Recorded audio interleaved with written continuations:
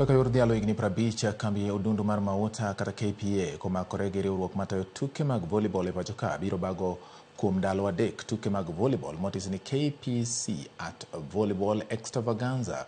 Tuke gi ibiro bagi kind tarik 5 gi 7 dwe manyien e alap Manyano National Stadium kaachiel gi Kasarani.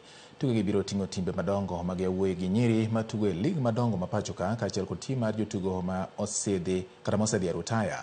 Timbe mag sikunde bende ok bi dong' oko bang' gwelo margi e tukego, ma bende biro miyo gi thuolo mar nyiso mich margi e tuke mag volleyball.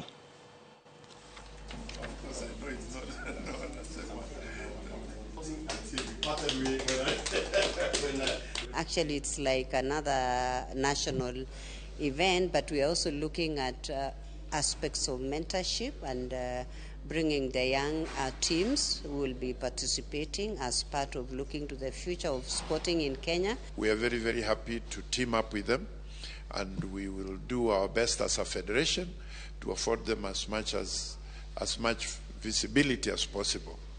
We have organized, our technical department has put everything in place.